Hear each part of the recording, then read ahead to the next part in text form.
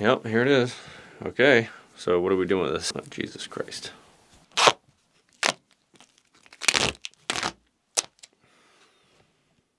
I can't see this working. Actually, that's on there. That is... Oh! So my friend Josh and I were trying to figure out a way to attach the Insta360 to our hands so if we let go of it, it's not going to drop anywhere. Because we want to take it out to a theme park and ride some roller coasters while holding it out. We think it's going to make some awesome looking visuals. Clearly duct tape isn't the answer. But the Insta360 One X does come with what they call the bullet time attachment, which is basically a cord with a 1/4-20 mount on the back, and it screws right into the Insta360. And then you've got like a nice little grappling hook. There, and that way if you drop it, it's not going anywhere. But after we got to the park, we ran into another problem. All the roller coasters are protected by copyright, so I can't really show you any of the footage that we got there. Either way, we're going to talk about 360 cameras, what they're actually good for, and I'm going to do a little review of the Insta360 One X. I mean, let's be honest, up until this point, 360 footage has always been a little bit gimmicky.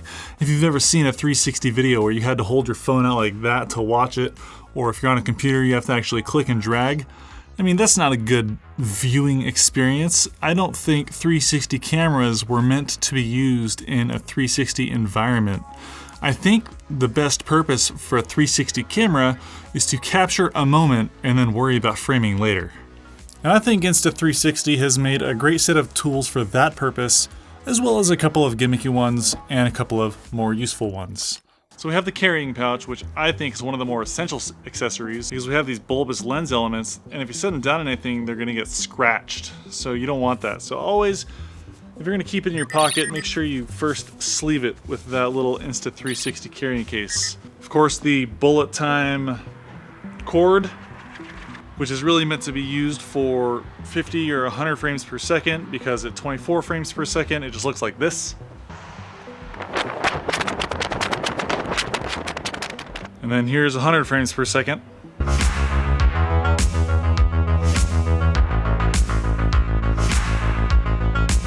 I like the cord for, you know, just using it as a strap or even as like a full body strap, because then you can just kind of keep it close, hanging around, you know, whenever you need it. Just kind of right there. But I don't really see myself, you know, whipping around for the bullet time very often. We've got the retractable police baton invisible selfie stick. It just kind of disappears from view, which is pretty cool. So this selfie stick says it's designed for bullet time, and we've got this bullet time attachment. It's like a rigid version of that cord that you have to whip around. I don't know, I just don't see this being a very popular way to use this camera. But the good part about it is it can lock. This folds out into a little tripod. So it looks like we can use the little bullet time setup as its own little freestanding camera, which is kind of cool. Now the microphone on this camera is not very good, and it's a little bit windy today. The wind has died down, but that's something you have to think about with a camera like this. You're going to want to get external audio. If you're swinging it around like that, I mean, it's going to sound pretty terrible. I tried to record a video for TikTok with it, and you really couldn't hear anything at all. I had to caption over the video just so you could understand it.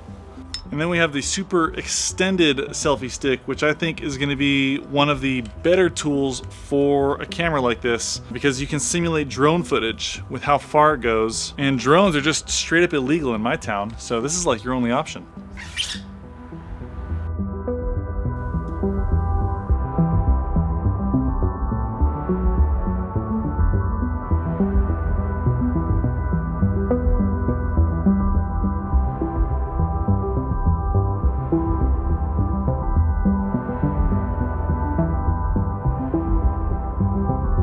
I bet you we can even make it sound more realistic too.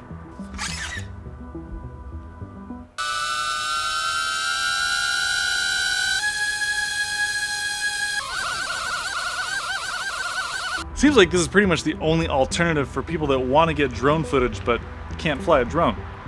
Easy. Let's talk about image quality. Right now I'm next to my iPhone X. No, not the fancy new one with all the extra lenses. Just the regular iPhone X and the Insta360. I don't know which one's gonna be better because I've never really done a side-by-side with them, but you be the judge. This is in the direct sunlight. This is in the shade with the sun hitting the lenses. Here's me in the shade with both the camera lenses in the shade. And here's some audio quality during the wind. Talking into the iPhone and talking into the Insta360 One X.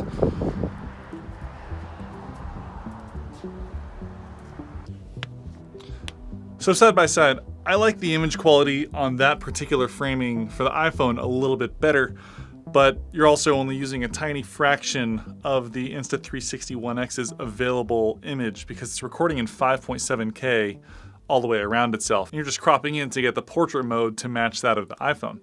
If you need a wider field of view, clearly the Insta360 One X is better because you just simply can't do that with the iPhone. Also, I like the sound quality coming out of the Insta360 One X better than the iPhone, surprisingly, minus the noise reduction. On that front, I think the iPhone has better wind noise reduction. Anyways, let's get creative. We're gonna take the extended selfie stick, a 10-foot KTEK Boom pole, and a little adapter. 20-foot boom pole.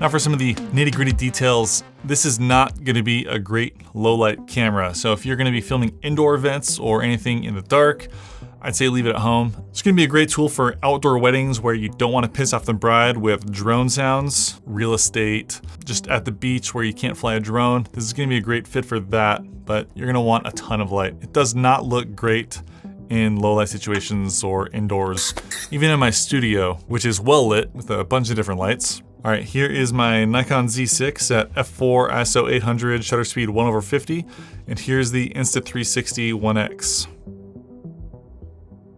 The battery life isn't great. It does have a standby mode, which it goes into, and it's in currently if you're not using it for more than a few seconds, but that mode still drains the battery pretty quick. So if you're gonna be filming an event or taking it out with you for a long period of time, bring extra batteries or plan on downtime while you charge it.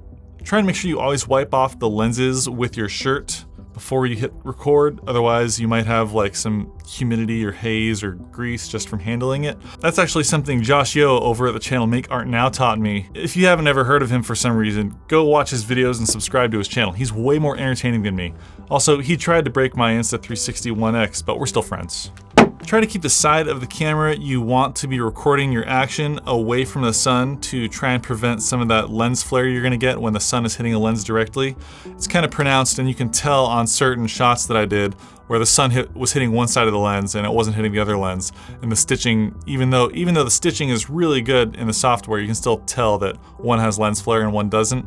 And as you've already known if you've been watching this video, the Insta360 One X is super durable. Just as durable as you would expect any action camera to be. Now, I know that GoPro has their own 360 camera setups, but I don't even think I really want to try or review them because any of the reviews that I've already read, people have been complaining about how long it takes their software to render and stitch the 360 footage from those cameras.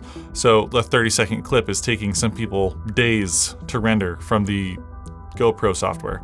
Insta360 software, at least on my computer, has been super fast. Rendering is not a problem.